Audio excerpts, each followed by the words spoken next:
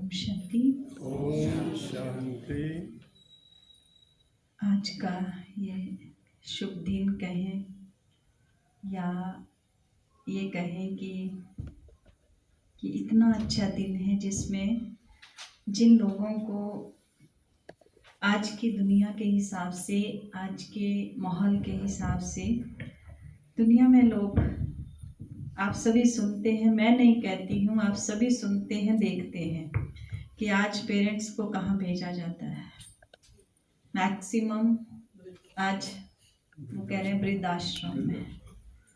वृद्धाश्रम में तो मैं कहती हूँ फिर भी बेटर, लेकिन आज तो इससे भी ज़्यादा कोई रोड पे छोड़ रहे हैं, कोई धार्मिक स्थानों पे छोड़ रहे हैं, कोई जंगलों में छोड़ रहे हैं, कोई कहीं छोड़ रहे हैं, कोई घर से धक्के मार के निकाल रहे हैं। ये बहुत बहुत दयनीय स्थिति देखने में आती है। तो आज उन्हीं भाई बहनों को प्रजापिता ब्रह्मा कुमारी ईश्वर विश्वविद्यालय सम्मानित करता है, क्योंकि हमारी जो गवर्नमेंट है, आप सबको हम ये थोड़ा बता दें, जो भी हमारे भाई पीछे बैठे हैं प्लीज आगे आ जाएंगे, आगे आकर के बैठेंगे तो अच्छा लगेगा। तो गवर्नमेंट को लगा कि हमारे ऐसे बुजुर्ग भाई बहनों की स्थिति थोड़ी ठीक नहीं है, तो क्यों नहीं उनका सम्मान, लेकिन करे कौन। आज समाज में भी आप देखते हैं जितनी भी मैं कहूँगी कि सोशल ऑर्गेनाइजेशंस हैं, देखने को मिलता है कि वहाँ भी बहुत ख़राब हालत है। तो गवर्नमेंट ने देखा कि प्रजापिता ब्रह्मा कुमारी संस्था ऐसी है जो इस तरह के काम कर सकती है कि जो हमारे बुजुर्गों का सम्मान कर सकती है। तो फिर हमारा गुड़गांव में ओम शांति रिट्रीट सेंटर है, वहाँ के जो डायरेक्टर हैं आशा दीदी, उनके साथ बातचीत हुई। बातचीत होने के बाद स्पेशल मैं ये कहूँगी कि लिखत में उसको कहते हैं MOU, वो करवाया गया कि आपको ये प्रोजेक्ट करना ही है। हमारे उन सीनियर भाई बहनों का सम्मान फिर से जगत में बढ़े, फिर से संसार में उनका सम्मान बढ़े, ऐसी आप सबने एक लहर फैलानी है।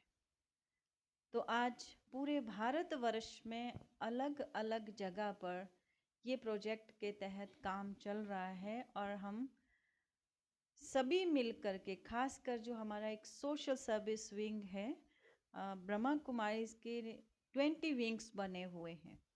हम कोशिश करते हैं कि हर वर्ग तक पहुँचे हम। जैसे वुमेन विंग है, सोशल सर्विस विंग है, मेडिकल है, एडमिनिस्ट्रेटर्स हैं, और मेडिकल में है, एजुकेशन है, मीडिया है, ये सारे हमारे ऐसे 20 विंग्स बने हुए हैं। तो हम हर वर्ग तक पहुंचने की कोशिश करते हैं और हर वर्ग को अपलिफ्ट करने की कोशिश करते हैं। साथ में एक होता है कि आपने सुनाना, और एक होता है कि आपने उनके अंदर शक्ति भरनी है। आज सुनते हम सभी हैं, सुनाते हम सभी हैं, लेकिन करने की ताकत नहीं है। आज देख रहे हैं मोबाइल है, मोबाइल्स पे बहुत सारे मैसेजेस आते हैं, अच्छे अच्छे मैसेज आते हैं, लेकिन मैं आप सबसे पूछती हूँ, कौन है जो उन सारे मैसेज को ऑनेस्टी से पढ़ता है? मैं आप में से कोई हाथ खड़ा करेंगे? आपको आपके ग्रुप में होंगे आप, या आप इंडिविजुअल आपको कोई भेजता है, उन मैसेज को हम पढ़ते हैं? नहीं पढ़ते। एक हमारे मल्होत्रा जी कहते मैं पढ़ता हूँ। या कई लोग स्टेटस पे बहुत अच्छी चीजें लगाते हैं, लेकिन हम क्या करते हैं, टक टक टक टक टक टक टक आगे कर देते हैं। कोई ऐसी वीडियो होगी कि जिनको कहीं किसी ने सुसाइड कर लिया होगा, या किसी ने किसी को मारा होगा, या उटपटांग वीडियो होंगे, वो हम जरूर देखेंगे। लेकिन अगर कोई अच्छी वीडियो है, अच्छी कोटेशंस है, हम उसको नहीं पढ़ते, नहीं सुनते। ये तो धार्मिक होगी, इसको आगे करो। तो पढ़ते भी, चलो पढ़ते भी हैं, सुनते भी हैं, लेकिन करने के लिए उसके लिए चाहिए ताकत। तो ताकत कहाँ से मिलेगी?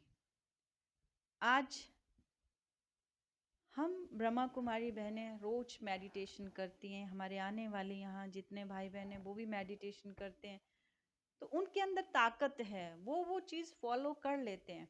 हम बाहर की दुनिया में देखते हैं, उनके चेहरे देखिए, उनके चेहरे देखिए, ऐसा लग रहा है जैसे ताकत ही नहीं है अंदर। हो सकता है वो हमारे से अच्छी ताकत वाली चीजें, महंगी वाली चीजें खा रहे हैं, लेकिन वो ताकत किसको लग रही है? वो ताकत किसको लग रही है? शरीर को भी नहीं लग रही है, शरीर भी अभी खत्म।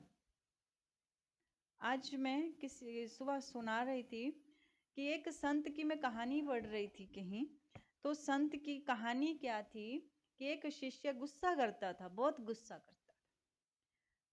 तो गुरु जी के पास गए कि कहा, गुरु जी आप इतने शांत कैसे रह लेते हो? तो गुरु जी ने कहा कि इसका राज जानना है। तो कहा कि आप जान के क्या करोगे? आपके पास तो जिंदगी नहीं है, आप तो 7 दिन भी नहीं जियोगे, 7वें दिन मर जाओगे। तो अच्छा, उसको एकदम शॉक लगा, अरे मैं तो 7वें दिन मर जाऊंगा, मेरे पास तो टाइम ही नहीं है। अब जिन जिन लोगों पे वो गुस्सा कर रहे थे, जिन जिन से उन्होंने वो मार पिटाई की थी, हर एक के पास जाके सॉरी फील करने लग गए, सॉरी फील करने लग गए कि सॉरी सॉरी, मेरे को माफ़ कर दो, मैंने आपके साथ बहुत बहुत बहुत ख़राब किया। ऐसे करते करते 5 दिन बीत गए।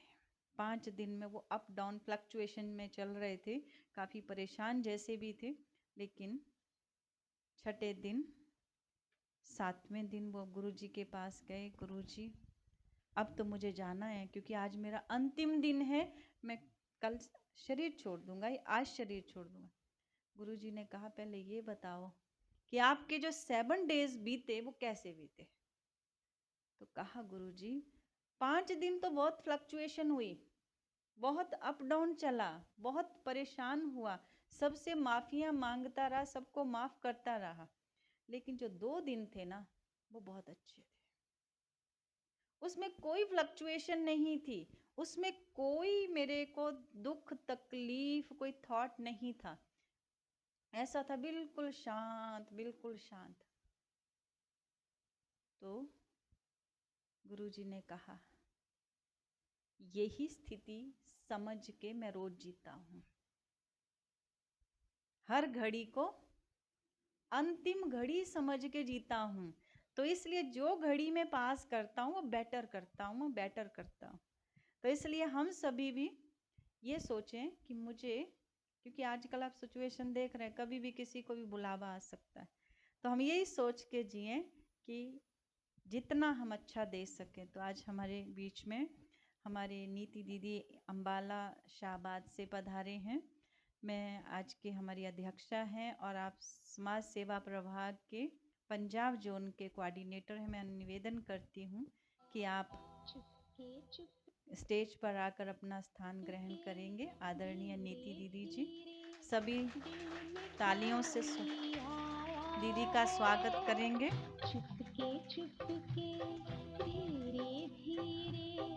और आज के हमारे चीफ गेस्ट हैं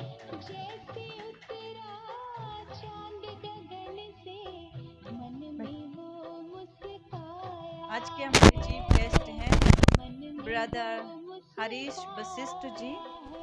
आप फॉर्मर न्यूज़ दैनिक ट्रिब्यून के एडिटर रहे हैं। मैं आपसे भी निवेदन करती हूँ कि आप भी स्टेज पर आकर अपना स्थान ग्रहण करें। अभी धीरे धीरे बाकी भी हमारे जो स्टेज से की शोभा है वो आते जाएंगे और स्टेज की शोभा बढ़ाते जाएंगे। कार्यक्रम को और आगे बढ़ाते हुए हमारे भारतीय समाज की एक परंपरा है कि कोई भी काम हम शुरू करते हैं तो ईश्वर की याद से करते हैं। ईश्वर की याद के बिना हमारा कोई भी काम शुरू नहीं होता। और यही रीत हमारी प्रजापिता ब्रह्मा कुमारी ईश्वरीय विश्वविद्यालय की है कि कोई भी काम, शुभ काम शुरू करते हैं तो 2 मिनट हम ईश्वर पिता की याद में, तो अभी हम 2 मिनट शिव बाबा ईश्वर पिता की याद में बैठेंगे। एक कार्यक्रम को आगे बढ़ाते हुए मैं बहनों से निवेदन करती हूँ कि हमारे स्टेज पर आमंत्रित मेहमानों का, मेहमान नहीं कहेंगे, अपनों का स्वागत करेंगे तिलक और बैज द्वारा।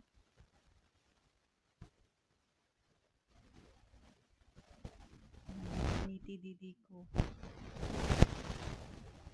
तिलक और बैज लगाकर और सभी तालियों का सहयोग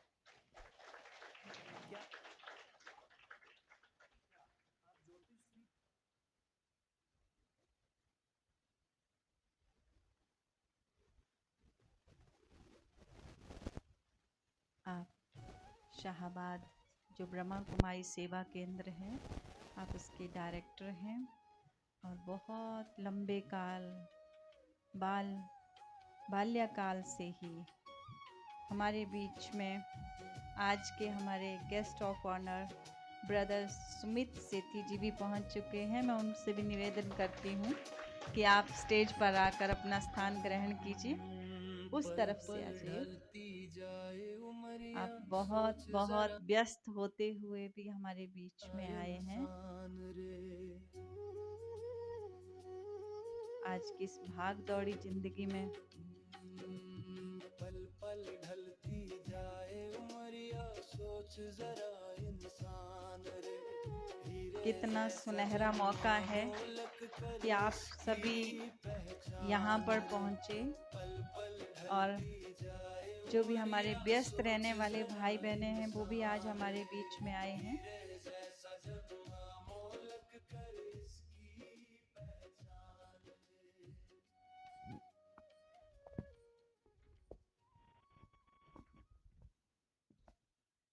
अभी स्वागत की श्रृंखला को आगे बढ़ाते हुए मैं निवेदन करती हूँ हमारी कुमारी ऊर्जा। बहुत छोटी थी ये, बहुत छोटी, जब से मैं कहूँगी छोटी भी नहीं, उससे भी पहले से ये बाबा की बच्ची है। थोड़ी देर खड़े होके सबको साक्षात कराइए। बहुत छोटी थी जब से बाबा की बच्ची, इनके मदर, फादर, दादी, दादा और कज़न ब्रदर भी सब इस ज्ञान में चलते हैं, सब आते हैं।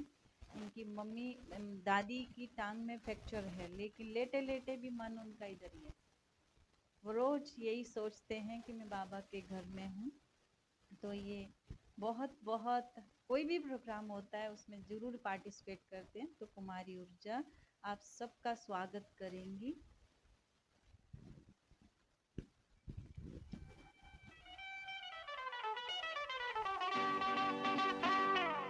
इस दुनिया में जीना हो तो सुन लो मेरी बात, इस दुनिया में जीना हो तो सुन लो मेरी बात।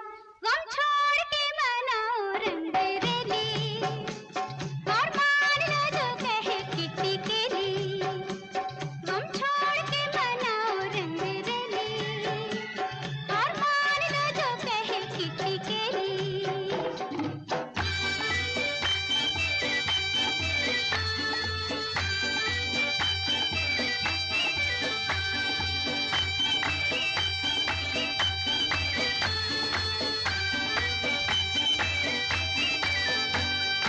जीना उसका जीना है जो हंसते गाते जी ले, जुल्फों की घनघोर घटा में नैन के सागर पी ले।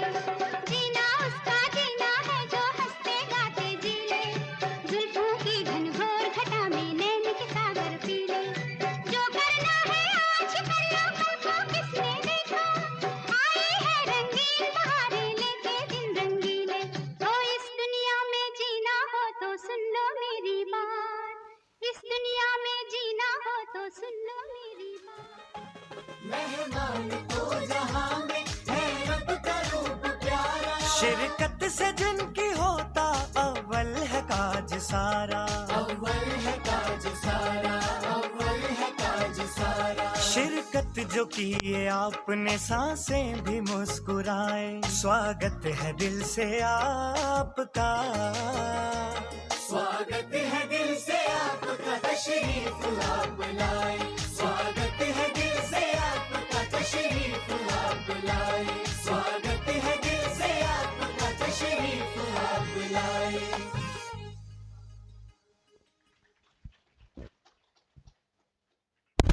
बहुत बहुत शुक्रिया। ऊर्जा बहन, आप नीति दीदी से छोटा सा गिफ्ट लेके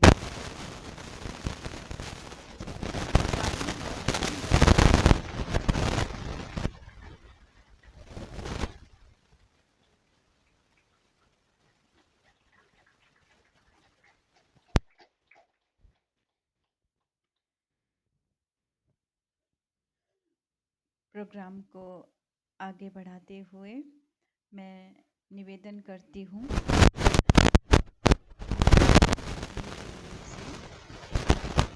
आज हमारे गेस्ट नहीं कहेंगे, आप तो यहाँ के मालिक हैं, आप हमें ब्लेसिंग्स भी देंगे क्योंकि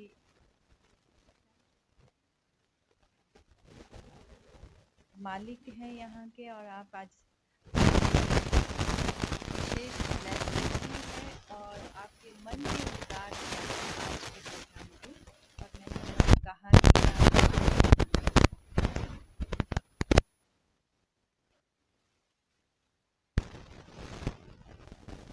तो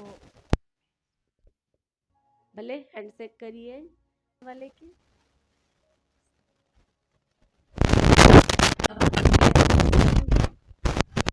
आदान प्रदान करेंगे कि आज से हम एक दूसरे से प्यार करेंगे, आज से हम एक दूसरे को सुख देंगे, आज से हम एक दूसरे की भलाई करेंगे। सर पर हाथ रख दीजिए, आशीर्वाद दे दीजिए। आप तो सचमुच, बोलिए, आप तो सचमुच देव आत्मा हो। सचमुच आपको देखकर तो ऐसे लग रहा है कि हम सब एक ही परिवार के हैं। आपसे मुझे कोई गिला, जोर से बोलो, खुल के बोलो, आपसे मुझे कोई गिला, कोई शिकायत, कोई भी प्रकार की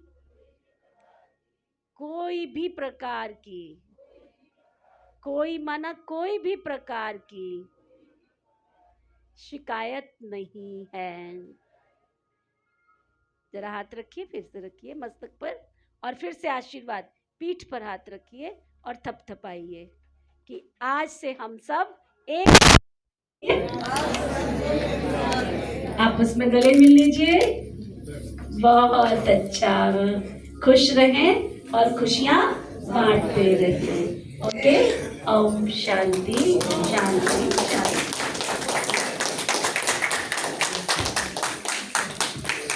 आपने तो आपने कहा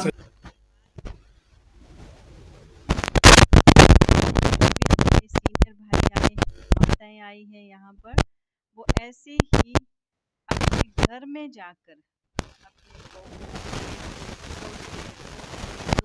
दोते अड़ोसी पड़ोसी को इसी नजर से देखेंगे। ये सब अच्छे हैं, इनका दोष नहीं है, इनके अंदर जो आत्मा है ना वो अच्छी है, दोष सिर्फ बाहर से कोटिंग हो गया है, इनका दोष नहीं है, क्योंकि ये तो है ही शांति प्रेम आनंद सुख के सागर हैं, लेकिन इनके ऊपर बाहर से वो कोटिंग हो गई है, पॉलिश हो गया बाहर की बुराई का, इनका दोष नहीं है। तो इसी नजरिए से देखेंगे तो हम कभी भी हम दिल शिकस्त नहीं होंगे, डिसहार्टेड नहीं होंगे। तो मुझे एक छोटी सी कहानी याद आ रही है कि एक बार माँ बाप ने एक ही बच्चे को पढ़ाया, बहुत पढ़ाया, अपनी सारी जमा पूंजी लगा दी, और जमा पूंजी लगाने के बाद वो क्या हुआ कि बच्चे आईएएस बन गए। आईएएस बनने के बाद बड़ी अच्छी शादी, धूमधाम से शादी की। शादी के बाद बहू आई घर में, बड़ा शौक जैसे आज होता है ना, क्योंकि ये दिन क्या कैसे चल रहे हैं, शादियों के चल रहे हैं। हमने जितनों को फोन किया ना, दीदी बाहर हैं। कहाँ बाहर हैं? शादी है। फिर आएंगे दीदी, आके पक्का आएंगे। तो शादी की, बहू आ गई। थोड़े दिन तो बहू बड़ी अच्छी रही।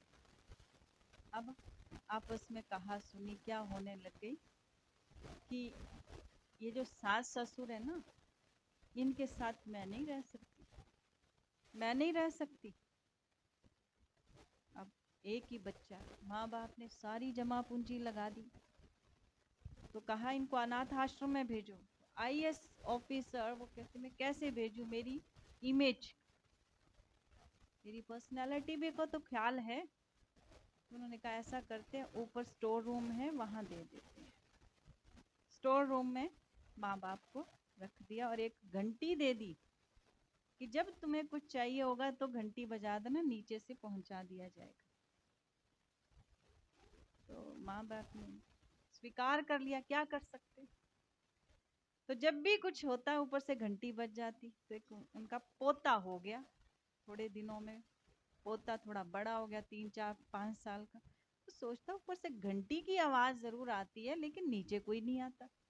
एक दिन वो छोटा बच्चा ऊपर चला गया, तो उसने देखा कि ऊपर तो एक 2 बुजुर्ग बैठे हैं। कहा आप कौन हो?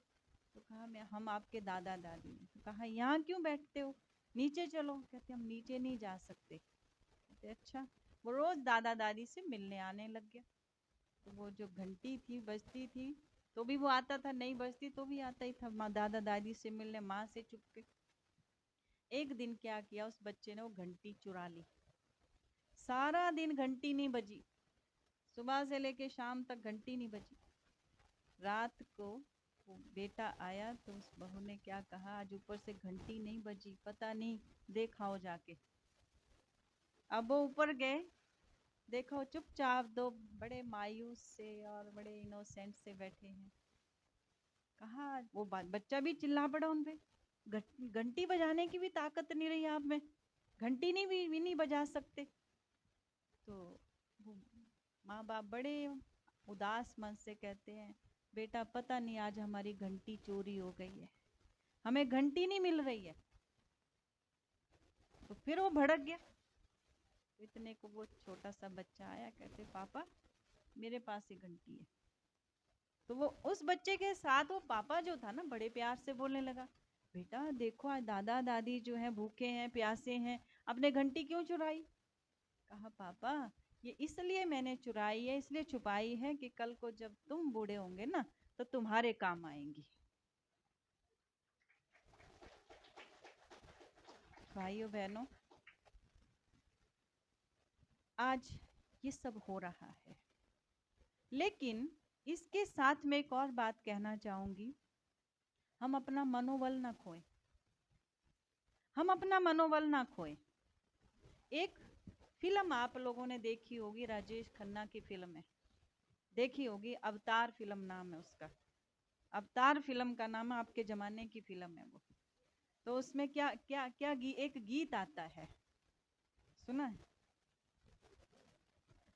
यारो उठो चलो भागो दौड़ो, मरने से पहले जीना ना छोड़ो। इसलिए हमेशा मनोबल बढ़ा के रखिए।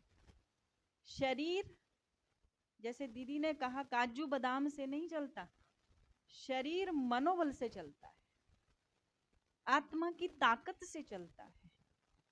तो ब्रह्मा कुमारी बहनें आज आप सबका मनोबल ही बढ़ा रही हैं, यही कहती हैं कि आप कहीं भी हो, खुश रहो, आबाद रहो, चाहे दिल्ली में रहो चाहे हैदराबाद रहो, वो कहते फरीदाबाद रहो नजदीक आ गए। तो इसी कड़ी को आगे और बढ़ाते हुए हमारे बीच में आज के हमारे गेस्ट ऑफ ऑनर हैं ब्रदर सुमित सेठी जी। आप बहुत अच्छे सिंगर भी हैं, एक्टर भी हैं। मैंने उनसे पूछा कि भाई साहब आपका क्या सुनाऊँगी मैं? कहते हम तो दीदी सुनने आ रहे हैं।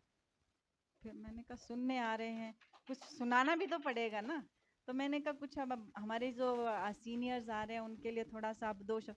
कहते उनसे तो हमें ब्लेसिंग लेनी चाहिए, उनको देनी थोड़ी चाहिए। देखिए थॉट, और आप सोशल वर्कर भी हैं, तो जैसे दीदी ने कहा कि एक्टर, आत्मा इस शरीर में एक्टिंग कर रही है। हम इस वर्ल्ड ड्रामा में आए हुए हैं, वर्ल्ड स्टेज पर हैं हम सभी एक्टर हैं। जैसे भाई साहब को याद आ रहा होगा कि आप जब घर से चलते हैं ड्रेस कोई और होती है, जब स्टेज पे जाते हैं तो भाई साहब ड्रेस और बदल जाती है। घर में आते हैं तो फिर से वही ड्रेस पहननी ही पड़ती है। वो जो आपने स्टेज पे ड्रेस पहनी थी वो पहन के आप घर नहीं जा सकते। अगर घर जाएंगे तो लोग पीछे पड़ जाएंगे, है ना? तो इसलिए मैं अनुरोध करती हूँ आपसे कि आप भी अपने कुछ शुभ विचार, कुछ प्रेरणाएं बड़ों के लिए नहीं, हम सब के लिए रखेंगे कि आप इस मौके पर आप क्या, आपका मन का भाव क्या है? आदरणीय सुमित सेठी जी।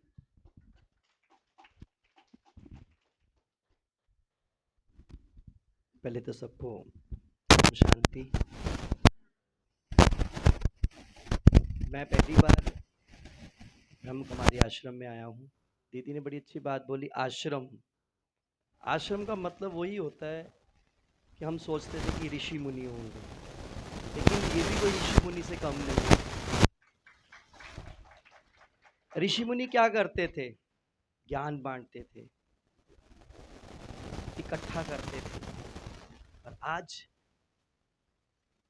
वो जो करने वाला काम कलयुग में इनके सिर पर है, ये वही काम कर रहे हैं। दीदी ने मुझे पूछा कि सुमित भैया आप क्या करते हो, कुछ आपकी जीवनी के बारे में या कुछ कहना पड़े तो मैं क्या बोलूँगी।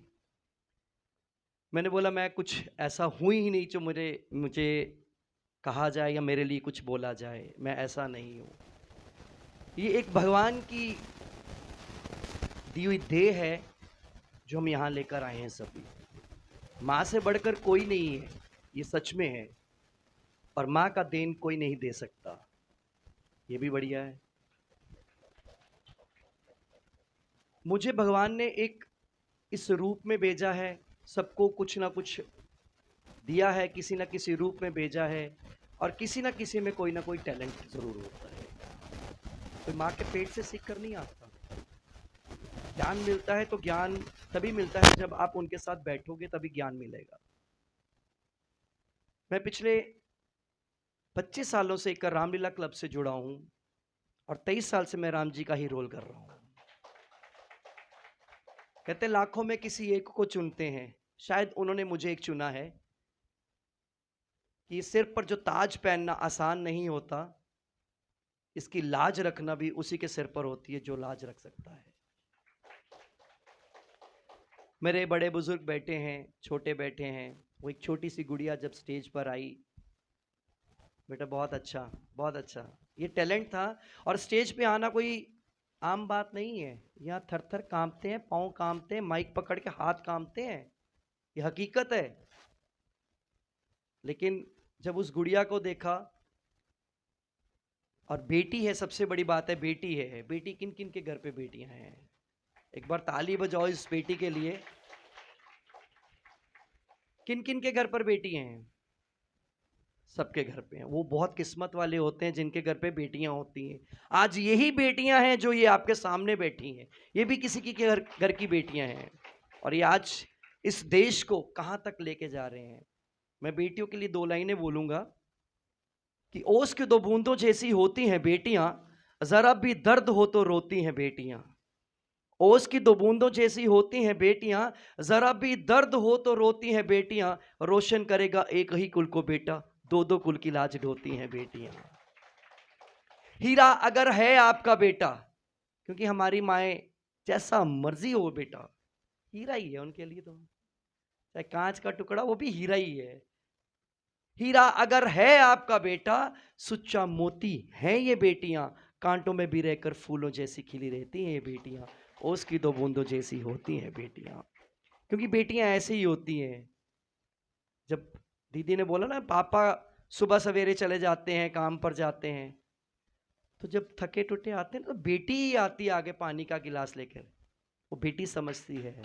और अगर बेटा हो, वही बेटे वाली कहानी दीदी ने सुनाई कि बेटे ने क्या किया, माँ बाप को ऊपर भेज दिया और खुद नीचे रह रहा है, लेकिन कभी पूछने नहीं जाएगा बेटा। और बेटी दूसरे घर ससुराल जाकर भी अपने माँ बाप के लिए तड़पती रहती है, मेरी माँ मेरे बाप कैसे होंगे। ये हकीकत है। और मैं बड़ा खुश नसीब हूँ कि आज मुझे यहाँ पर आने का मौका मिला। मैंने 2 बातें रखी, लेकिन रखी नहीं आज, बहुत बड़ी बात मैं यहाँ से सीख कर जा रहा हूँ। कहते दिन में कहीं भी बैठो, अगर आपके दिन के दिनचर्या में आपने एक भी बात कोई ग्रहण कर ली अच्छी, तो वो आपका बहुत बड़ा फल उसमें मिलता है। और आज मैं वो फल लेकर जा रहा हूँ। सबने कहा खाली हाथ आए थे, खाली हाथ जाएंगे, लेकिन आज मैं सीख कर गया हूँ खाली हाथ कोई नहीं आया और ना ही कोई खाली हाथ जाएगा दीदी। सच में ये हकीकत है। एक बार तालियां जरूर होनी चाहिए और ये समझ होनी चाहिए कि खाली हाथ क्यों नहीं आया और क्यों खाली हाथ नहीं जाएगा। कर्म साथ है हमारे, कर्म का बहुत बड़ा योगदान है। पीछे कुछ माएँ रोने लगी हैं, आंसू आने लगे हैं। ये दिल की बात थी सच्ची में। मेरी भी 2 बेटियां हैं जी। जब मेरी दूसरी बेटी हुई तब मैंने ये लाइनें लिखी थी और आज ये बहुत पॉपुलर हो चुकी हैं लाइनें। मैं बड़ा खुश नसीब हूँ कि मेरी 2 बेटियां हैं और एक बेटी मेरी बड़ी कनाडा में है और मैं इतना बड़ा लगता नहीं हूँ, दीदी हैरान होगी देखकर। मेरी बेटी कनाडा में है, ग्रेजुएट है और इस वक्त वर्क परमिट पे है। और मेरी छोटी बेटी जो है डीएवी कॉलेज में 2nd ईयर में है, अब 3rd ईयर में आई है। वो प्रोफेशनल है, मेकअप आर्टिस्ट है और नेल आर्टिस्ट है। मैं कहता हूँ भगवान तुमने मुझे बहुत कुछ दिया है और सुबह उठकर उस भगवान का जो शुक्रिया अदा करना वो कीजिए और रात को सोने से पहले भी उसका शुक्रिया अदा ज़रूर कीजिए, क्योंकि उसने दिन में जो दिया वो हमने उसको ग्रहण करा और रात हमारी अच्छी निकले। इसे प्रणाम करके सोना चाहिए, शुक्रिया अदा कर कर सोना चाहिए। और जब हम सुबह उठें तो तब भी शुक्रिया अदा करना चाहिए कि आपने फिर मुझे उस सूरज का उदय जो हुआ है वो सुबह दिखाई है। उसके साथ ही ये ज़रूर करना चाहिए। रही माँ की बात, एक्टिंग तो खून में है मेरे घर पे कोई कलाकार नहीं है, यही एक कलाकार ऐसा पैदा हो गया है कि TV serials, films, albums, serials और उसके बाद मेरी रामलीला तो बचपन से। एक कला होती है रामलीला, लेकिन रामलीला में जब कोई जुड़ता है ना तो पहले नाम होता था एक रामलीला क्या चीज़ है, लेकिन आज वो रामलीला हमें जोड़ती है। हमारे बच्चों को संस्कार जो नहीं पता वो संस्कार मिलते हैं उस रामलीला से। रामलीला एक छोटा मोटा प्लेटफॉर्म नहीं रहा। हमारी संस्कृति हमें बताती है। छोटे बच्चों को पूछे अहिल्या कौन थी, नहीं पता। कई बार आजकल इंस्टा में देखें ना, भगवान कृष्ण की माता का नाम क्या था, कुछ कुछ बोलते रहते हैं। हम जब देखते हैं ना कि यार ये कैसी हैं चीजें, क्यों? हमारा संस्कार। सुमित भाई, ये क्या करते हैं आजकल का यूथ, बच्चे क्या करते हैं, रामायण और महाभारत को इकट्ठा मिला देते हैं। वही बात कहने लगा था, वो होता है। राम का भाई कौन था? दुर्योधन। अरे कौन दुर्योधन, कब से आया? ये सच में है, क्योंकि बच्चों को पता नहीं है। और बच्चों को पता ना हो, माँ बाप को नहीं पता। अगर माँ बाप को पता होता तो अपने बच्चों को ये संस्कार देते। इन्हीं दिनों में आजकल क्या चलता है, बिग बॉस, वो देख लो, सबको पता होगा कौन सा कलर कैसा है कैसा नहीं है, कौन लड़ रहा है कौन बाहर जा रहा है। और जब बिग बॉस आता है तभी हमारी रामलीला होती है। मेरे बहुत सारे इंटरव्यूज हुए हैं तो उसमें भी मैंने यही कहा है कि जब रामलीला होती है तो वो लाइव टेलीकास्ट चलता है और वो एक टीवी प्रोग्राम चलता है बिग बॉस। ना दिखाओ, बहुत ज़्यादा वल्गैरिटी है, सब कुछ है उसमें कि बच्चों के देखने लायक या बड़ों के देखने लायक भी नहीं रहा। वो नहीं है जो देखते हैं। हमने पहले 2, 3, 4 एपिसोड देखे थे, उसके बाद मैंने फिल्म लाइन छोड़ दी। ये भी एक रीज़न है मेरा कि फिल्म लाइन में क्या होता है क्या नहीं होता, तो मैंने फिल्म लाइन ही छोड़ दी। मैं दूर आ गया फिल्म लाइन से, फिर सोशल वर्कर पे चला गया। किसी की हेल्प, किसी की मदद। ज़रूरी नहीं कि आपके पास पैसा हो तो आप कुछ कर सकते हो, आपका समय देना ही बहुत होता है। समय देना बहुत होता है। आप किसी के पास खड़े होगे ना, यार कोई बात नहीं मैं खड़ा हूं तेरे साथ, बस इतना ही कह दिया ना किसी को, मैं खड़ा हूं तेरे साथ, वो वैसे ही ठीक हो जाएगा। उसे जरूरत नहीं है किसी पैसे की। बड़ों का आशीर्वाद लो। मैंने बचपन से आज तक सिर्फ बड़ों की ब्लेसिंग्स ली हैं, बड़ों का आशीर्वाद लिया है। अभी मेरे सामने दीदी ने जब सबको एक दूसरे के सामने करा ना, तो मैं इनके सामने था, तो सच में अंतर आत्मा वो आवाज बात करती है, कोई करने वाला चाहिए। मेरे रोंगटे खड़े हो रहे हैं अंदर से कि वो बात करने वाला चाहिए कि कौन कैसे क्या है। सच में इनकी आत्मा में वो शक्ति है कि किसी को कुछ दे सकते हैं, समझने वाला चाहिए सिर्फ। और माँ के लिए मैंने पहले कहा था, माँ के लिए बहुत बड़े अच्छे शब्द हैं कि माँ जब नहीं होती ना तब याद आती है, माँ सामने हो तो याद नहीं आती है। तो 2 लाइनें गा दूं मैं उसके लिए भी।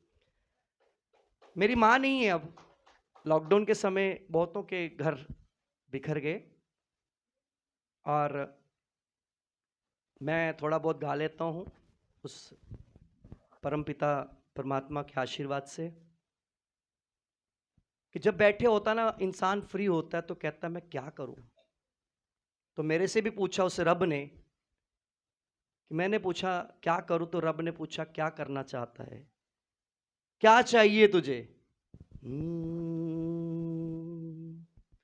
रब ने पूछा मुझे तुझको क्या चाहिए, कि रब मेरे से पूछ रहा है कि तुझको क्या चाहिए। रब ने पूछा मुझे तुझको क्या चाहिए, मैंने रब से कहा मुझको माँ चाहिए, मैंने रब से कहा मुझको माँ चाहिए। जब तलक भी रहे ये मेरी जिंदगी, जब तलक भी रहे ये मेरी जिंदगी, मुझको माँ की दया और दुआ चाहिए। रब ने पूछा मुझे तुझको क्या चाहिए, मैंने रब से कहा मुझको माँ चाहिए। तो ये माँ जब पास होती तभी होता है। वो दीदी ने कहानी सुनाई बेटे और माँ बाप की, पास माँ है तो माँ की कदर कीजिए, पास माँ है तो माँ की कदर कीजिए, माँ तू कैसी है पल पल खबर लीजिए, माँ तू कैसी है पल पल खबर लीजिए।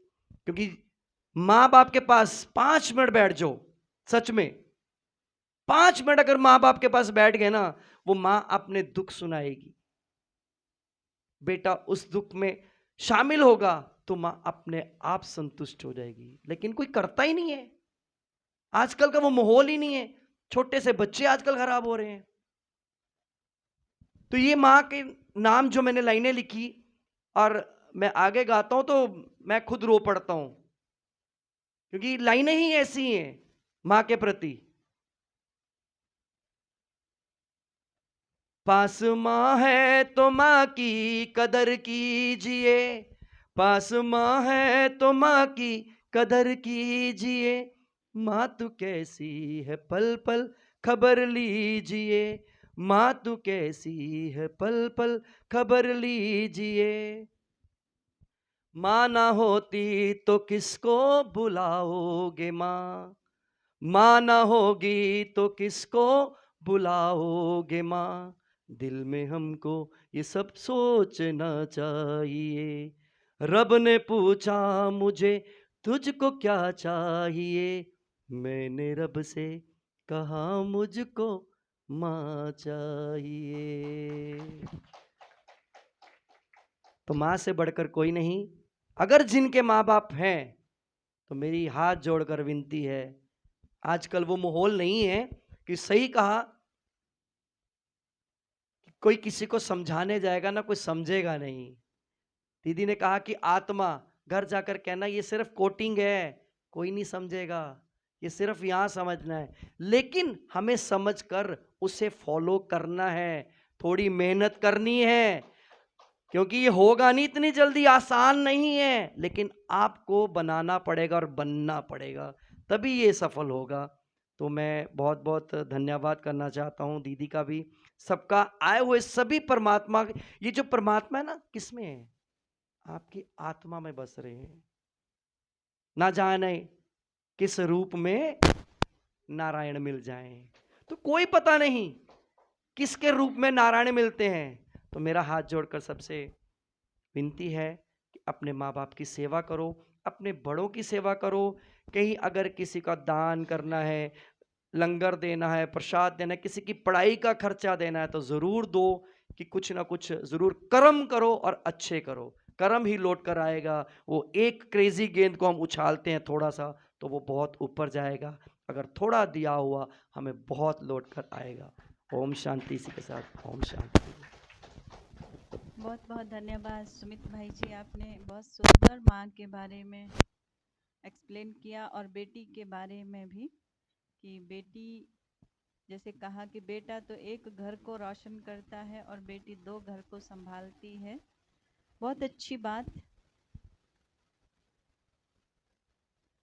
किसी ने बहुत अच्छा कहा कि भगवान ने माँ बाप को अपनी इमेज में बनाया है। जैसे वो खुद प्यार का सागर है, ऐसे ही माँ बाप को भी प्यार का सागर बनाया है।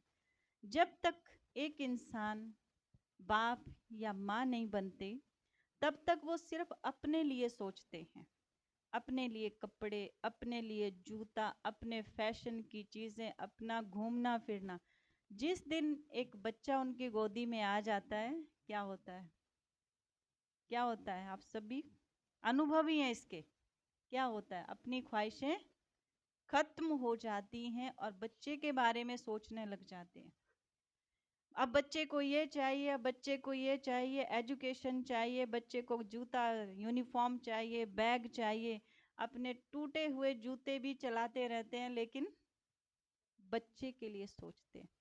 इसी प्रकार ये क्वालिटी किसकी है?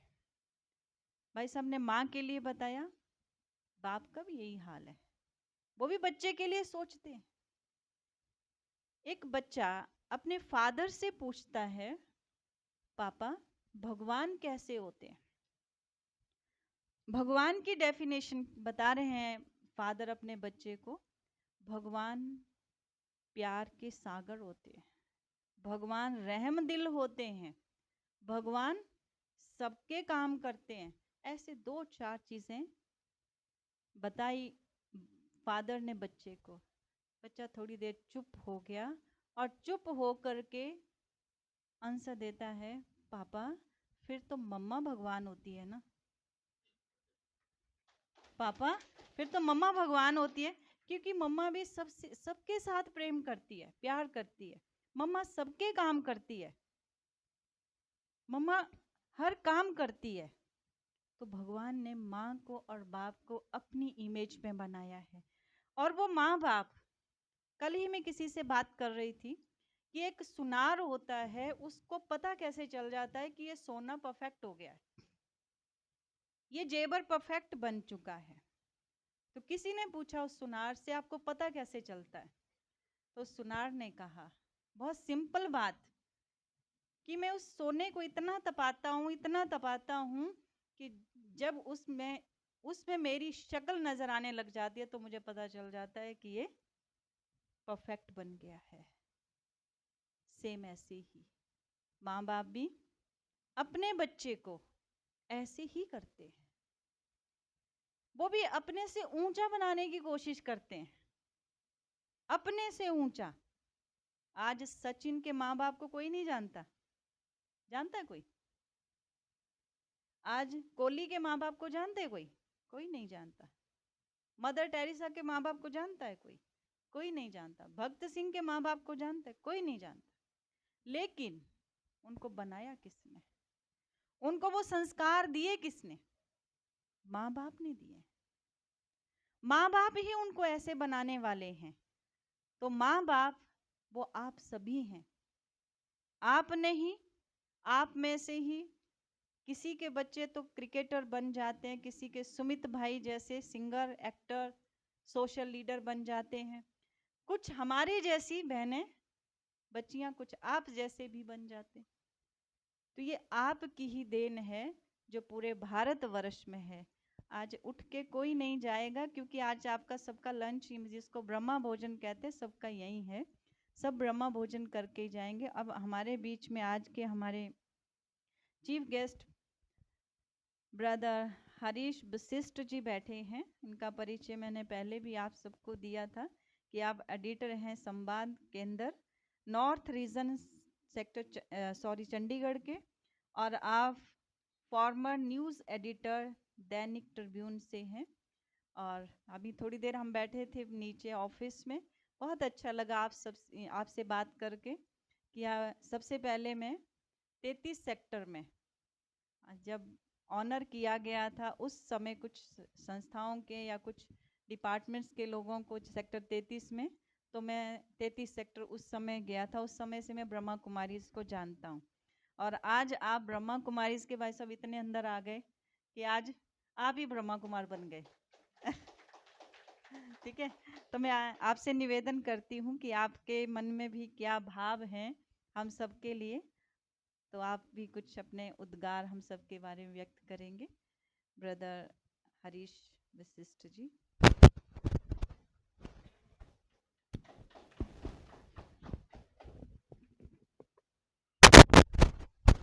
सभी जो अनुभवी और जो सुधी जन है उनको मेरा प्रणाम।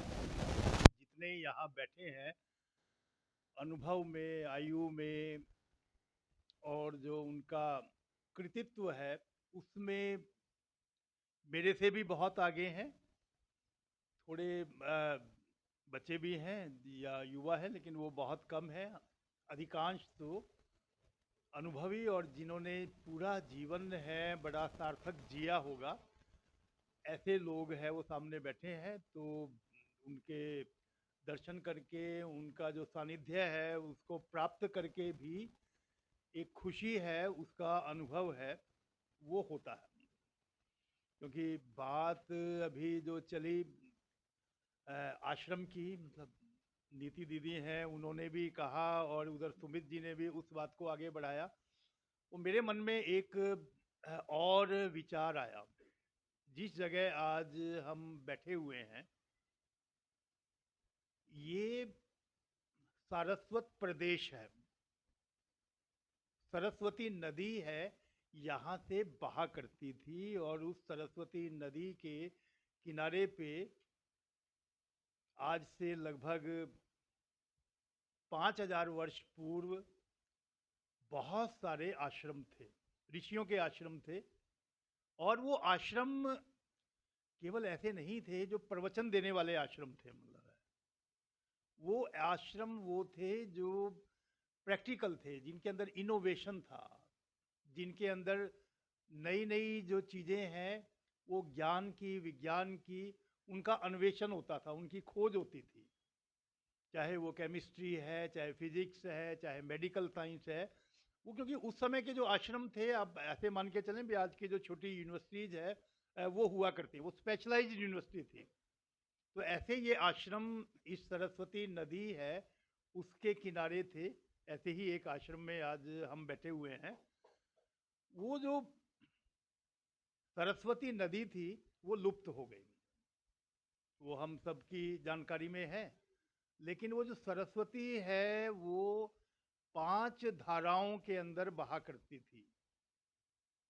बाद में वो 5 धाराएं मतलब है इकट्ठी हो गई और वो समुद्र में मिलती थी।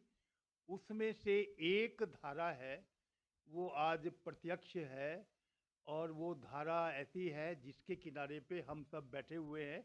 ये जो घग्गर है हमारे पास में, ये सरस्वती की जो 5 ट्रिब्यूटरीज थी, 5 धाराएं थी, उनमें से एक थी। और कहा ये जाता है, वेदों को कहा गया है कि ये मनुष्यों से परे इनकी कृति हुई, अर्थात ईश्वर ने इनको बनाया। लेकिन जो एक विश्वास है, क्योंकि अब अगर कोई ठोस चीज़ है तो उसे किसी ने तैयार भी किया होगा, तो वो ये जो सरस्वती नदी है, ये जो घग्गर नदी है, इसके किनारे पर जो ऋषियों के आश्रम थे उनके अंदर वेदों की रचना हुई। तो ऐसे पवित्र स्थान पर हम एक आधुनिक आश्रम के अंदर है वो आज बैठे हुए हैं, और वो हमें इससे पहले लगभग 2 घंटे से एक नई तरह की जो आध्यात्मिक जो धारा है उसमें शामिल होने का, उसमें प्रवाहित होने का और उसमें डूबने का अवसर है वो मिला है। मतलब अब मुझे नहीं पता भी वो अब इतने लंबे जो आपने ये बातचीत सुनी है उसके बाद सुनने का कितना धैर्य होगा, लेकिन उसके बावजूद है क्योंकि आज मुझे यहाँ जिस रूप में मतलब बुलाया गया है तो कुछ कहना भी आवश्यक है, लेकिन कोशिश करूँगा जितना आपका धैर्य है, जितना पेशेंस है, उतनी ही बात करूँ, उससे ज़्यादा बात है ना करूँ। वैसे भी वो जो प्रिंट मीडिया से मैं सारी ज़िंदगी जुड़ा रहा, तो प्रिंट मीडिया वाले जो लोग हैं उनको लिखने की तो बहुत आदत होती है, लेकिन बोलने की आदत है वो कम होती है। मेरे लिए अगर मान लीजिए किसी 40 या 45 मिनट का जो क्लासरूम है उसमें अगर वो बोलना पड़े तो वो बड़ा कठिन है। वो मुझे वो यूनिवर्सिटीज़ के अंदर वो एज ए गेस्ट प्रोफेसर है, वो जर्नलिज्म के स्टूडेंट्स हैं, उनको पढ़ाने के लिए कई बार जाना पड़ता है। और एक बार तो कुरुक्षेत्र यूनिवर्सिटी में वो उन्होंने 2 क्लास है वो इकट्ठी मतलब है वो रख दी, 1-1 घंटे की क्लास थी, और 2 घंटे बोलने के बाद है वो स्थिति ये हुई कि मेरा गला है वो मेरा साथ छोड़ गया। मतलब आप लोगों को तो बहुत मतलब अभ्यास है, लेकिन हम लोगों को खासकर जो लिखने वाले हैं, जो इलेक्ट्रॉनिक्स मीडिया वाले हैं, उन्हें पूरा अभ्यास होता है मतलब, लेकिन जो प्रिंट मीडिया है उन्हें उस तरह का अभ्यास नहीं होता। मतलब मैं बात वहीं से शुरू करता हूँ जहाँ सुमन दीदी ने कही।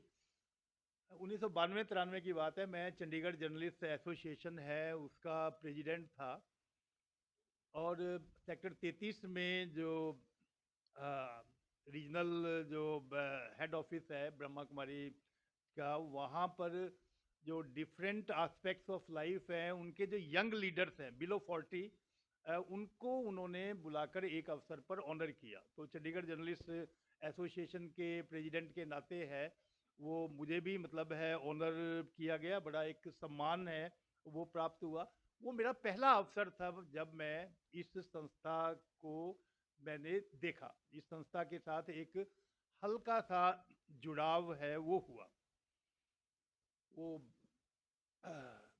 माउंट आबू में अब मुझे लगता है अब तो वो कुछ ज़्यादा हो गया, वो हर साल जो डिफरेंट जो सेक्शंस ऑफ सोसाइटी हैं उनके लिए वो कैंप्स है वो होते हैं। तो उसमें एक कैंप है और शायद 2 कैंप हैं जो मुझे बताए गए वो मीडिया के लिए भी होते हैं।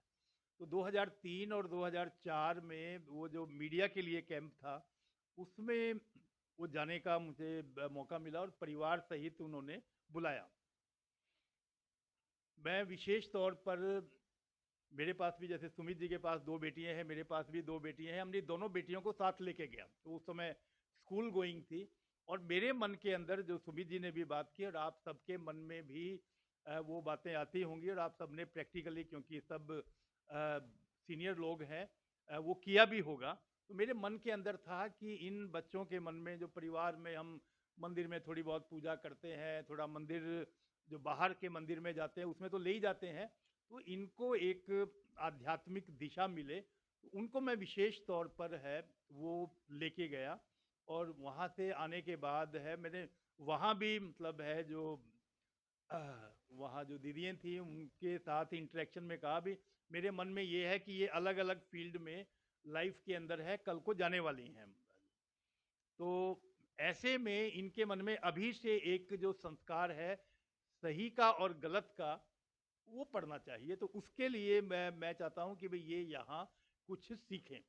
उसके वहाँ से आने के बाद है वो कुछ समय तक एक वो जो मुरली जो आश्रम के अंदर है वो सुनाई जाती है, तो वो उसके उसमें वो मुरली सुनने के लिए भी कुछ समय तक है वो जाती रही। फिर बाद में जिस तरह का एकेडमिक वो हुआ तो वो पॉसिबल नहीं हुआ। उनमें से एक आज साइंटिस्ट है और दूसरी फिर जज है वो सेलेक्ट हुई, और उन दोनों ने अभी पिछले दिनों मतलब उनकी जो डिमांड थी मेरे से, वो जो डिमांड है वो क्या थी, उन्होंने कहा कि वो हमें 2 पुस्तकें हैं, आप वो गिफ्ट करें। और वो पुस्तकें थी, एक ऑटोबायोग्राफी ऑफ ए योगी, बहुत प्रसिद्ध पुस्तक है। अ, वो विश्व में मतलब है, उसने बहुत लोगों के जीवन है वो बदले हैं। तो और एक श्रीमद् भगवत गीता मिला है। तो मैं फिर यहाँ सेक्टर 17 से उसकी 2-2 जो प्रति हैं, कॉपीज हैं, वो लेके आया और उन दोनों को, वो दोनों पुस्तकें हैं, वो दी। वो उन्होंने वो पढ़ना शुरू किया। तो एक ठीक और गलत के का एक जो विवेक है वो आपके अंदर वो चले, मतलब है आप गलत जो रास्ता है उसकी तरफ भटकने से है बचें, मतलब है ये काम है। ये ब्रह्मा कुमारी जो आश्रम जैसे संस्थान है वो करते हैं। वो उसके बावजूद समाज के अंदर है वो बहुत तरह की विसंगतियाँ हैं, विकृतियाँ हैं, वो आई हैं। लेकिन आखिर उसको ठीक करने की भी तो कोशिश है, वो की जानी चाहिए। और वो ये संस्थान है वो कर रहा है। वो इसीलिए जो मन है वो इनके साथ जुड़ता है। मतलब मैं इसके साथ वहाँ जब माउंट आबू गए, उसका एक अनुभव है वो और आपके साथ है, वो शेयर करना चाहूँगा। वहाँ पे एक आईएएस ऑफिसर थे, ये बहनें हैं वो जानती होंगी, फुलिया जी। वो उस समय हिसार रेंज है उसके कमिश्नर थे, है जी, फुलिया जी। वो वहाँ पर वो मिले। वो मेरे पहले भी परिचित थे, लेकिन उनसे पहले उस तरह की बातचीत है वो नहीं थी। वो ब्रह्मा कुमारी के साथ बचपन से जुड़े हुए हैं और उस समाज के ऐसे वर्ग से, मतलब है उनका परिवार आता था जो जिनको आज दलित समाज है वो कहा जाता है। तो जीवन में बहुत अभाव है। वो गांव का एक बच्चा ऐसे समाज से वो आ रहा है और जिसमें साधन संपन्न नहीं है, उसके बावजूद वो पढ़कर एक बहुत ऊंचे पद के ऊपर है वो पहुंचा। उन्होंने विवाह नहीं किया, वो पूरा जीवन है ब्रह्मा कुमारी के लिए दिया। तो वो वहाँ पर वो जब उस समय उनके पास है वहाँ हिसार और सिरसा की 3 यूनिवर्सिटीज़ हैं। कमिश्नर होने के साथ साथ है उनके पास उसके वाइस चांसलर की भी जिम्मेदारी थी। संयोग ऐसा था भाई वाइस चांसलर है, उनका टर्म पूरा हो गया तो नया वाइस चांसलर अपॉइंट नहीं हुआ, तो फुलिया जी को एज कमिश्नर है वो वाइस चांसलर का काम भी दे दिया गया। तो वो जो 3 यूनिवर्सिटीज कमिश्नरी ये सब करते हुए, जो उन्होंने बताया कि मैं अपने घर के अंदर अपना जो भोजन है वो खुद तैयार करता हूँ। अपना जो मेरा कमरा है, जो रूम है, उसकी सफाई है वो मैं खुद करता हूँ। वो मैंने कहा फुलिया जी, मतलब है इतनी रिस्पॉन्सिबिलिटी होते हुए ये इसका करने की ज़रूरत क्या है? मतलब तो उन्होंने बताया कि वो जो तीनों यूनिवर्सिटीज़ हैं उनका जो शेड्यूल है, एग्ज़ाम शेड्यूल है, वो डिले चल रहा था। जो अप्रैल मई में एग्ज़ाम होने चाहिए वो सितंबर अक्टूबर में हो रहे थे। एम्प्लॉइज़ है उनकी सैलरी है उसके इश्यूज थे। तो तीनों यूनिवर्सिटीज़ हैं उनको आप वो एक रूटीन के अंदर लेके आए। एग्ज़ाम है टाइम से होने शुरू हुए, एम्प्लॉइज़ को सैलरी है वो टाइम से मिलनी शुरू हुई, प्रॉपर है, मतलब उसका एक सिस्टम बना। और साथ में जो उनका रूटीन का जो काम था वो तो कर ही रहे थे। तो उनका कहना ये था कि ये सारा मुझे जो ब्रह्मा कुमारी के साथ में जुड़ा, यहाँ की जो ट्रेनिंग थी, यहाँ की जो शिक्षा थी, उससे मैं ये करने में सक्षम हो पाया। कहते मैं अपने कमरे की सफाई जो झाड़ू लगाता हूँ सुबह उठ के, कमिश्नर होते हुए भी, वो इसलिए कि मेरा जो कक्ष है वो मेरे लिए बड़ा पवित्र है। अब वो कोई जो एम्प्लॉई है, कोई जो स्वीपर है वो आएगा, किसी ने बीड़ी पी ली है, कोई नशा करके है वो सफाई कर रहा है, तो उसके अंदर जो वाइब्स हैं, जो वाइब्रेशन है वो नेगेटिव आ सकती हैं, मतलब है।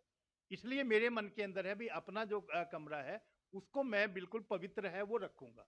और इसी तरह भोजन है, भोजन बनाते हुए जो भोजन बनाने वाला है उसके मन में हो सकता है कोई नेगेटिव, मतलब है विचार है वो चल रहे हों, वो किसी को वो परेशान हो किसी वजह से, वो किसी दूसरे को मतलब है कोस रहा हो, मतलब है।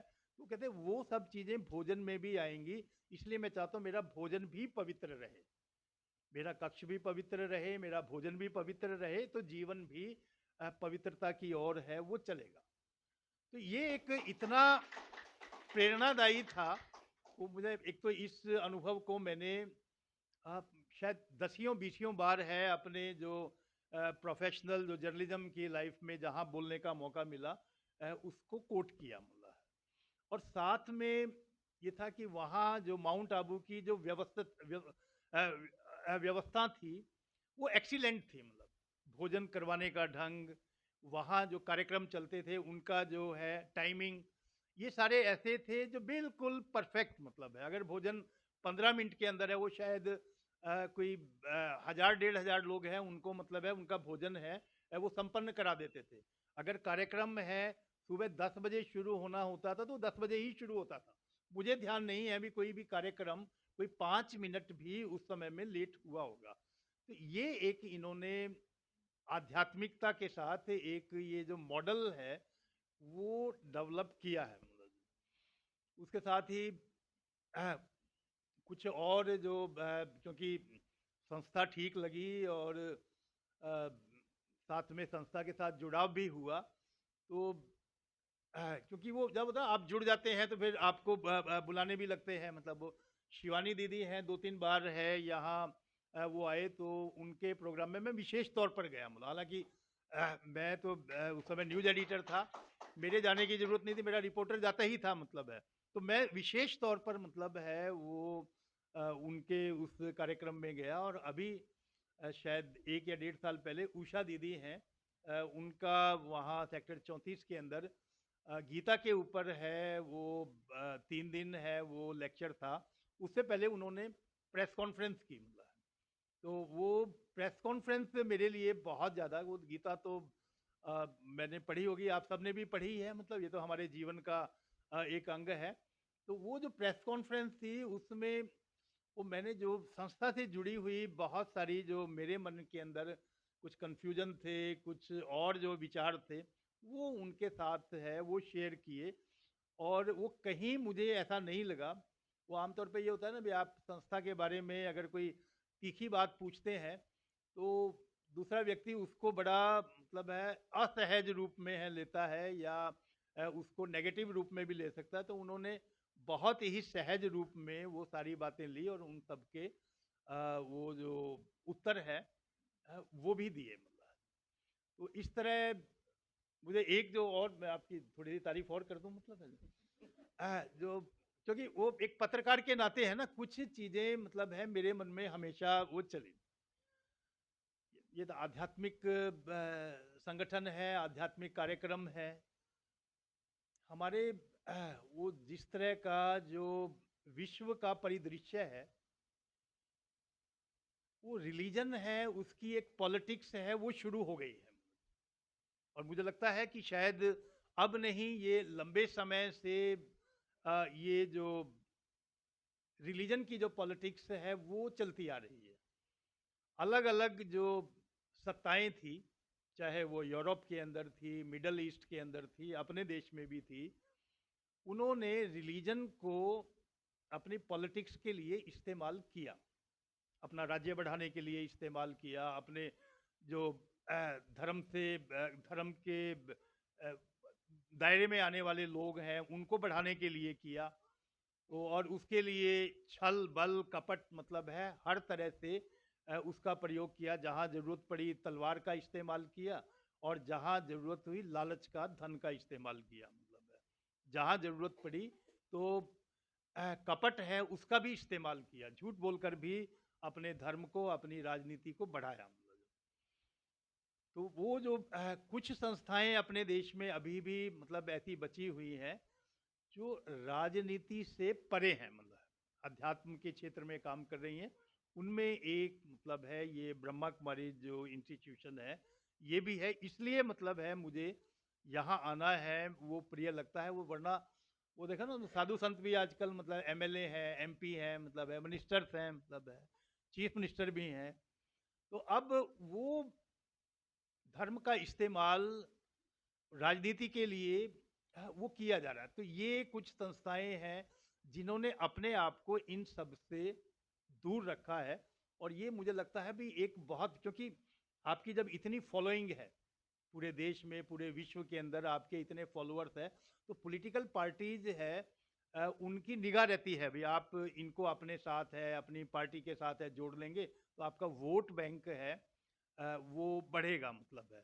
तो इस लालच में ना आना मतलब है ये अपने आप में एक बड़ा संयम है, जिसको मतलब है इन बहनों ने, क्योंकि ये संस्था हम पुरुष हैं मतलब जो हमारे बैठे हैं साथी वो भी इस बात को शायद महसूस करते होंगे, हम हेल्पिंग रोल में हैं। और वो जो संस्था है, जो मेन जो लीड है वो महिलाओं के द्वारा है। तो ये अपने आप में एक ये अनूठा वो है, क्योंकि जितने धार्मिक आध्यात्मिक क्षेत्र में जो काम करने वाले संगठन है, सब में जो लीड है, जो नेतृत्व है वो पुरुष करते हैं मतलब है।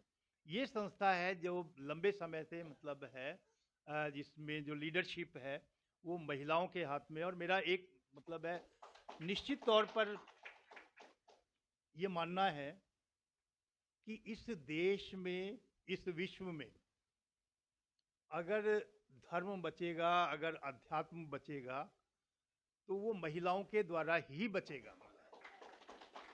महिलाएं पुरुषों को भी ठीक रखेंगी, क्योंकि उसके पास एक जिसकी अभी बात भी हुई है, वो महिला के पास एक ऐसी शक्ति है कि वो पुत्र को जन्म देती है और उस पुत्र को वो ठीक रखने का संस्कार भी वही देती है। तो अगर महिलाएं हैं मतलब है वो अध्यात्म के साथ जुड़ी हुई हैं, जैसा अपने अपने देश में तो विशेष तौर पर है, और मैं बाकी दुनिया को मैंने स्टडी किया है, बाकी विश्व में भी है, तो वो उतना उतना है, उस समाज को है, उस देश को है, उस वातावरण को है, वो ठीक रख पाएंगी। तो ये जो लीडरशिप है इस संस्था में इनके पास है, और उसका एक पॉजिटिव एस्पेक्ट भी वो हमें दिखाई पड़ता है। मेरी चिंता केवल एक बात की वो हमेशा रहती है कि ये जो संस्था है और ऐसी ही और जो जिसमें लाखों और करोड़ों मतलब है जिनके साथ जो भक्त है वो जुड़े हुए हैं, श्रद्धालु हैं जुड़े हुए हैं, फॉलोअर्स है वो जुड़े हुए हैं, उसके बावजूद है समाज में इतनी सारी संस्थाएं, इतने सारे फॉलोअर्स है, इसके बाद भी समाज में जो विसंगतियां हैं वो भी बढ़ती जाती हैं। वो विसंगतियां हैं, वो होना तो ये चाहिए एक वातावरण है वो इतना पॉजिटिव हो कि ये लगे कि भाई पूरा देश है, वो पूरा समाज है, एक सही दिशा के अंदर है, वो चल रहा है।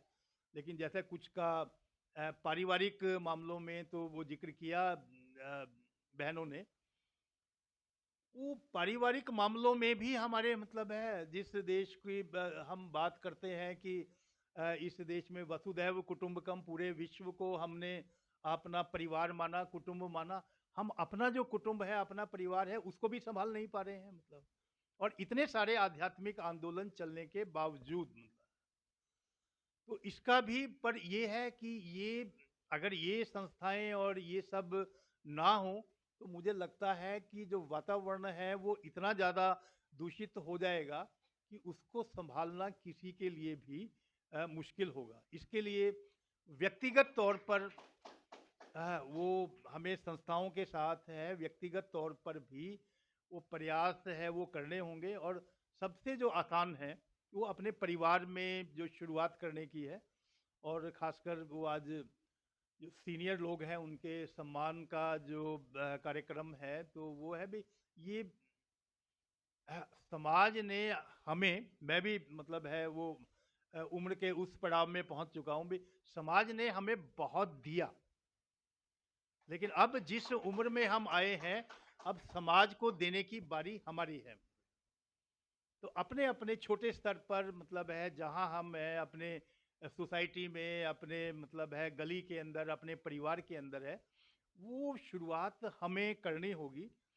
और मैं मतलब यहाँ क्योंकि आज जैसा कार्यक्रम है उसके साथ अपने को और जोड़ना चाहूँगा। मैं जहाँ रहता हूँ, जहाँ मेरा घर है, वो ट्रिब्यून सोसाइटी कॉम्प्लेक्स है यहीं पास में रायपुर खुर्द के अंदर। वहाँ पर उस जो सोसाइटी है उसका मैं प्रेसिडेंट भी हूँ मतलब है। तो हमने एक कार्यक्रम पिछले 6 साल से शुरू किया है कि हमारे जो सीनियर लोग हैं जो 75 से मतलब है जो पार हो गए हैं, 75 जिनकी एज हो चुकी है, उनको हम साल में 2 बार है वो सम्मानित करते हैं। और उसके साथ-साथ केवल ऐसा नहीं है अभी सम्मानित ही करना है, उसके साथ-साथ वो कोई बीमार होता है, कोई और परेशानी में होता है, तो कोशिश ये करते हैं कि सोसाइटी की तरफ से कोई मिल बैठकर कोई उसका सॉल्यूशन है, वो निकाला जाए। और इसके कारण एक जो एटमॉस्फेयर है, मुझे कई बार मतलब बताते हुए भी हर्ष होता है कि वो हमारी सोसाइटी में 30 साल से जो हमारी जो गवर्निंग बॉडी है, उसमें वोट है वो नहीं पड़े, चुनाव है वो वोट से नहीं हुआ, यूनानिमस हुआ। मतलब वो मिल बैठ के आपस में तय करेंगे, कोई किसी में अगर मान लीजिए डिफरेंसेज है तो उसको भी मतलब है वो सॉर्ट आउट करेंगे और यूनानिमस इलेक्शन करेंगे। और आपस में जो एक तो झगड़े नहीं हैं, वैसे आमतौर पे होता नहीं है समाज में, हम देखते हैं भी सभा सोसाइटी इनके अंदर है, आपस में पड़ोसियों में झगड़ा हो जाएगा और हो जाएगा, तो झगड़े लगभग नहीं है। और उसके लिए प्रयास भी किया गया है, प्रयास किया है, तो उससे थोड़ा सा मतलब है वो बचाव है वो हुआ है। तो एक ये अपने छोटे स्तर के ऊपर जहाँ प्रयास कर सकते थे वहाँ प्रयास किया है। तो मुझे लगता है भी हम सब लोग जो आज यहाँ उपस्थित हैं, सीनियर हैं, तो अपने अपने स्थान के ऊपर है, वो अगर कोशिश करेंगे तो ये हो पाएगा। और अपना जीवन है, आप एक जितने सर्वेज आए हैं ना, उस सर्वे के अंदर एक बात बड़ी स्पष्ट है, मतलब 20 सर्वे हुए हैं कि ये जो 60 के बाद का जीवन है, ये सबसे खुशहाल, सबसे जो सुखद जो समय है वो व्यक्ति के जीवन में होता है। पर अगर वो उसका शरीर है वो स्वस्थ हो और पारिवारिक जिम्मेदारियां हैं वो पूरी हो चुकी हों। तो ऐसा ये आपका जिसे कहना चाहिए ना, वो हम सरकार के स्तर पर कहा गया भी अमृत काल है, तो जीवन का ये अमृत काल है। और इस अमृत काल को और मतलब अमृतमय बनाने के लिए ये सारी संस्थाएं और ये सारे जो काम कर रहे हैं, तो मुझे लगता है भाई इसमें हमारा भी योगदान है, वो रहे। बातचीत तो और मतलब लंबी करने का मन था, लेकिन जिस समय जितना हो चुका है और जितना आपने सुन लिया है, मुझे लगता है भाई इसके बाद फिर वो धैर्य है समाप्त तो हो ही जाना चाहिए। तो मैं बात तो है फिर यहीं समाप्त करता हूँ, फिर कभी मौका मिलेगा तो फिर लंबी बात करेंगे। नमस्कार। बहुत बहुत धन्यवाद भाई साहब आपका, आपने संस्था के बारे में जो कहा उसके लिए भी बहुत बहुत धन्यवाद, क्योंकि आपकी लेखनी चलती है तो बहुत कुछ लिख देती है, लेकिन आज तो लेखनी के साथ साथ सरस्वती भी आ गई।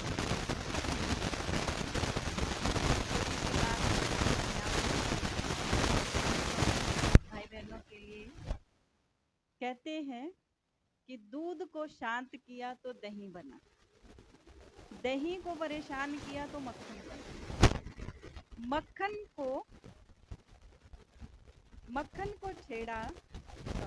मक्खन को छेड़ा तो घी बना। अब दूध जिन्होंने पिया उनके अंदर उतनी ताकत, दही जिसने खाया उसके अंदर उतनी ताकत, जिसने घी खाया उसके अंदर उतनी ताकत। आज हम सभी जिन लोगों से एक्सपेक्ट कर रहे हैं कि जो हमें सुख दे, हमें प्यार दे, हमें बढ़ावा दे, उन लोगों ने क्या खाया? ना दूध खाया, ना दही खाया, ना मक्खन खाया और ना घी खाया। अब आप सोचिए उनमें कितनी ताकत होगी कि जो हमें हमारा मान सम्मान करे और आप लोगों को प्रेम से बात करे, क्योंकि आप सभी हैं घी खाने वाले, जो सबसे ज़्यादा ताकतवर है। शारीरिक तौर पे भी देखिए कि आपके ज़माने घी की नदियाँ बहती थी या नहीं? घी हर घर में घी होता है। आज फिर आपके बच्चे आए तो उन्होंने खाली दही खाया, मक्खन भी नहीं मिला। और अब के जो बच्चे हैं उनको दूध भी कैसा मिल रहा है, पीते भी नहीं है, और पीते भी है तो डाइजेस्ट नहीं होता है। मैं एक बार की प्रैक्टिकल बात सुनाती। मैं हिमाचल गई, हमारे माताजी ने हमें दूध बिल्कुल बिल्कुल प्योर दूध, भैंस वाला का दूध बिल्कुल प्योर दे दिया, और मेरा पेट खराब हो गया। कहते हो नहीं था सुमित भाई कहते वो नहीं था, क्यों भला?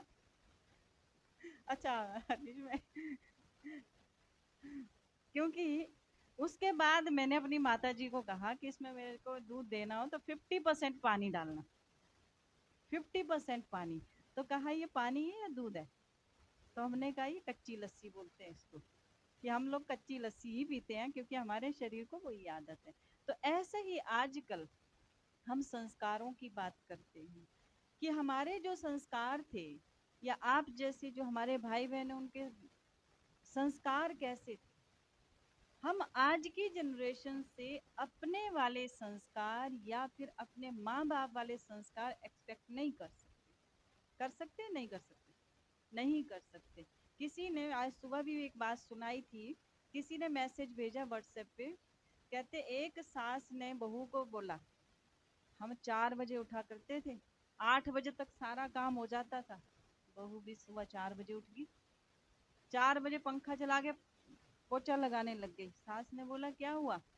कहते पोछा लगा रही हूँ। कहते टाइम क्या होगा? कहते 4 बज गए। 4:15 तक फिर आ गई वो। कहते मम्मी जी चाय पी लो। कहते टाइम क्या हुआ? कहते 4:15। फिर 5 बजे तक वो नाश्ता भी ले आई। कहते टाइम क्या हुआ? 5। कहते दिमाग खराब है तेरा? कहते मैं खुद सोती ना औरों को सोने देती। कहते आपने ही तो कहा था कि हम 4 बजे उठते थे। अब 4 बजे उठ के आज की जनरेशन करेगी? आजकल 4 बजे उठ के करेंगे क्या, मुझे बताइए? जिसने मान लिया नहीं, वो तो जताने के लिए बोला ना, जताने के लिए बोला कि मैं 4 बजे उठ के करूंगी क्या। आजकल एक एक्सरसाइज आई हुई है, एक्सरसाइज आप लोगों ने देखी होगा। एक्सरसाइज वो ऐसे, वो कपड़ा लेके जमीन पे ऐसे बैठो, ऐसे करो, पोछा लगाओ, फिर वो कपड़े ऐसे ऐसे ऐसे, कपड़े नहीं धो रहे लेकिन ऐसे ऐसे कर रहे हैं, जैसे निचोड़ भी रहे। अरे भैया इससे तो कपड़े घर में काम कर लो ना, क्यों जिम में जा रहे हो सब कुछ करने के लिए? पहले पैसा कमाने के लिए पसीना बहाते थे, आज पसीना बहाने के लिए पैसा दे रहे हैं, पैसा दे के पसीना बहा रहे हैं, उल्टी गंगा बह। तो आप सभी का, सुनने वालों का भी बहुत बहुत शुक्रिया, बहुत बहुत धन्यवाद। आप सबने बहुत ध्यान से सुना, क्योंकि सुनना ही पड़ेगा। आज आप सबका ब्रह्मा भोजन यही है, सुनना ही पड़ेगा और कोई ऑप्शन नहीं है। क्योंकि आप सबके लिए जो अभी भाई साहब ने बताया कि हम बाहर का खाते नहीं हैं, जो राज रुकुलिया जी का उदाहरण दिया, हम ना बाहर का खाते हैं ना खिलाते हैं। यहाँ कुछ भी प्रसाद से लेकर हर चीज़ यहाँ बनती है, क्योंकि हमें ये मालूम है जैसा होगा अन्न वैसा बनेगा मन। आज आप पिज़्ज़ा बर्गर मशीन का खाओगे तो मशीन जैसे बनोगे। आप एक 15 मिनट यहाँ बाहर न्यूट्रल होके बैठे, साक्षी होके बैठ के देखिए, ऐसा लगता है दुनिया भाग रही है, पीछे डंडा लेके कोई दौड़ा हुआ है। क्यों? कि खाना वैसा है। मशीनी खाना खाएंगे तो मशीन बनेंगे। आज बच्चा पैदा होता है, माँ बाप उसको कंधे पे उठाने के बजाय, गोदी में लेने के बजाय क्या करते हैं? प्रेम से ले लेते हैं, प्रेम। तो बच्चा बड़ा होके भी तो वही करेगा। आज माँ बाप क्या रह गए? एटीएम बन गए, स्वाइप करे चल दो, पैसे दे दो और चल दो। तो यही रह गया है। इसलिए अभी भी समय है, हम अपने मनोबल को, फिर भी मैं कहूँगी मनोबल को ना खोइएगा। साथ में कल से मेडिटेशन कोर्स, जिससे हमारी ये सब बातें अप्लाई करने के लिए ताकत मिलेगी, ताकत मिलेगी, जिससे हम इन बातों को अप्लाई कर सकें। तो शाम को 6:30 बजे और दिन में 11 बजे, 6:30 से 7:30 और दिन में 11 से 12 बजे तक। जो भी माताएं बहनें इस मेडिटेशन को सीखना चाहती हैं, ताकत भरना चाहती हैं, आने वाली परिस्थितियों से लड़ने के लिए, क्योंकि बाहर चारों तरफ से परिस्थितियां, प्रकृति से, संबंधों से, धन से, तन से, मन से, सब तरफ से प्रॉब्लम्स है। तो हमें एक ही चीज बचा सकती है, जो वो है मेडिटेशन, जिसको हम राजयोग कहते हैं। राजयोग माना स्वयं के ऊपर राज करना, दूसरों के ऊपर नहीं। आज हम कहते हैं मैं उसको ठीक कर दूंगा, मैं उसको ठीक कर दूंगा। मुझे आपका पता है, मैं आपसे पूछती हूँ, आपको अपना पता है? आप कौन है, आपको अपना पता है? आप अपने आप से पूछिए, मैंने पहले अपने आप को ठीक किया है? पहले सेल्फ को ठीक कीजिए, तब हम दूसरों को ठीक कर सकते। तो इन्हीं शुभ भावनाओं के साथ हम आज सम्मान समारोह भी है, तो मैं बहनों से निवेदन करती हूँ कि सबसे पहले हमारे जो सम्मानित मंच हैं, हमारी नीति दीदी सम्मानित मंच को ऑनर करेंगी, तो कमलेश बहन लाएं। और उसके बाद जो भी हमारे आमंत्रित भाई बहन है, कौन कौन है, हाथ खड़ा करेंगे। सीनियर सिटीजन आमंत्रित, जिनको हमने बुलाया, जो रेगुलर आते हैं वो नहीं, जो रेगुलर आते हैं वो नहीं। 1 2 3 भाई तो मुझे दिख रहे हैं। भाई जो भी सीनियर सिटीजन आमंत्रित हैं वो लाइन बार आते जाएंगे, उनको सम्मानित करेंगे। लेकिन सम्मानित करने के बाद, होने के बाद वो चले नहीं जाएंगे, ग्रुप फोटो लेंगे हम। साथ में जो माताएं आमंत्रित हैं, जो रेगुलर यहाँ नहीं आती हैं, इस संस्था से नहीं जुड़ी हुई हैं, उनको भी सम्मानित करेंगे, क्योंकि संस्था से जुड़ी हुई तो है ही सम्मानित। उनको तो सुबह सुबह भगवान सम्मान देता है, इतना सम्मान देता है सुबह सुबह ही। वो जिसको भगवान सम्मान दे, उसके लिए इंसान की क्या औकात है। तो इसलिए सबसे पहले आओ कमलेश्वर, हमारे सम्मानित मंच को। हमारे बुजुर्ग बड़े,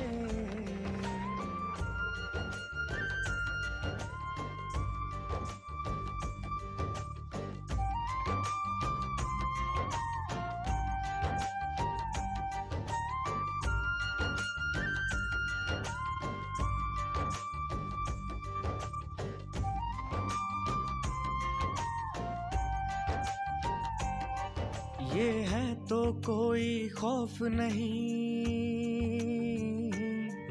घर लगता इन्हीं के होने से। हर डर से हमको बचाते ये, डर जाते हमारे रोने से। इनका बैठे रहना भी हम सबके लिए सुरक्षा है। क्या खूब बनाया इन्होंने ही जीवन का हमारे नक्शा है। जो हर गुण के मोती से हमको जड़े, जो हर गुण के मोती से हमको जड़े, वो है हमारे बुजुर्ग बड़े, वो है हमारे बुजुर्ग बड़े, वो है हमारे बुजुर्ग बड़े। सभी नंबर बार आते जाएंगे, क्योंकि अभी लंच ब्रह्म भोजन का भी टाइम हो रहा है। जो भी हमारे सीनियर सिटीजन भाई बहने बैठे हैं वो आते जाएंगे। चलो प्यार जगदीश और भाई थोड़ा सा मदद करो। से हम इनके जीवन को भर दें, जो ये हमसे चाहते वो आशाएं पूरी कर दूं। जो मुश्किलों से हमारे लिए है लड़े, मुश्किलों से हमारे लिए है लड़े, वो है हमारे बुजुर्ग बड़े, वो है हमारे बुजुर्ग बड़े। जीवन के हर अनुभव की जो देते हमें समझानी, इन्हीं को कहते दादा दादी, इन्हीं को नाना नानी। माता जी हैं ब्रिजवाला जी। लगती सुननी हमको रोज कहानी, सदा ही इनके चेहरे पर मुस्कान हमें है लानी, सदा ही इनके चेहरे पर मुस्कान हमें है लानी, मुस्कान हमें है लानी।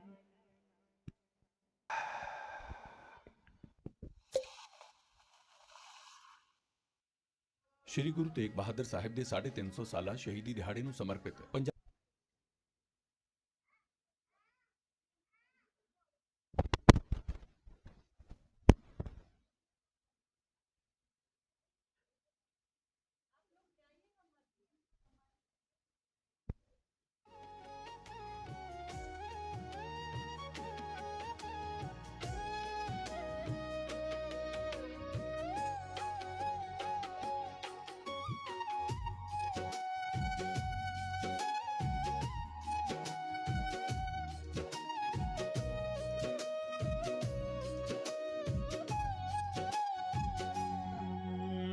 पल पल ढलती जाए उमरिया,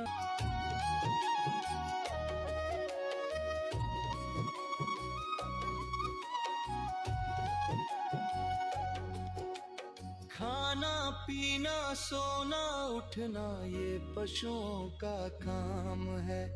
बंदे में बस फर्क यही जो लेता गुरु का नाम है।